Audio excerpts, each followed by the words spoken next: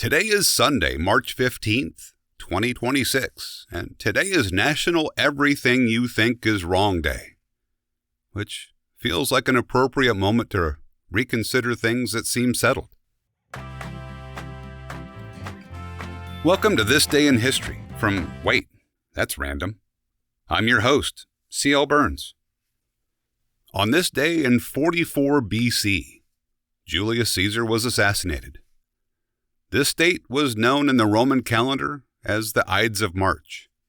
According to historical accounts, a warning had been given to Caesar beforehand.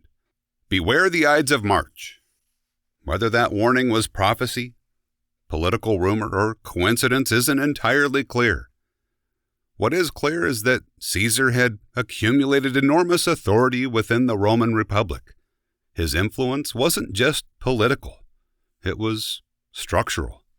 The Roman system depended on balance between competing powers. When one individual accumulated too much control, the system became unstable. His assassination wasn't random violence. It was an attempt to restore balance. But removing him didn't restore the old system.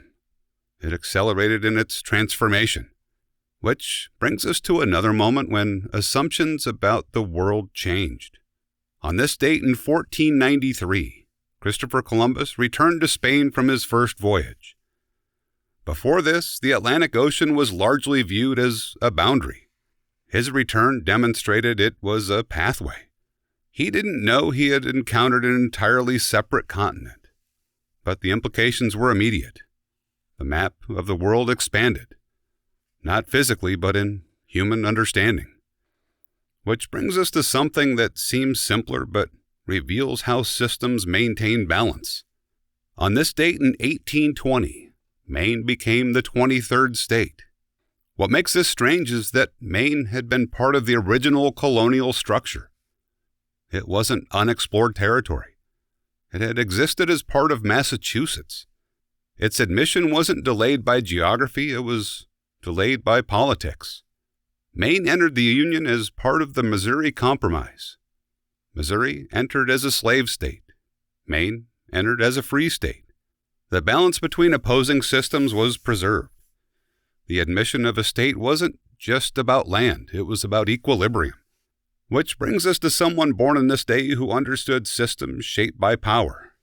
Andrew Jackson was born on March 15, 1767. He rose from relative obscurity to become president. His influence reshaped political authority. His leadership reflected how individuals can alter the structure they inherit. Each of these moments involves systems trying to maintain balance. A republic responding to concentrated power. A world expanding beyond its assumed limits. And a nation preserving equilibrium through careful admission. Systems don't resist change. They adapt to survive it. Anyway, those are the things we ended up reconsidering today. Stop by tomorrow and we'll see what the day hands us. If you want to know more about me or the work I do, you can find everything at waitthat'srandom.com. I'm C.L. Burns, and I appreciate you stopping by.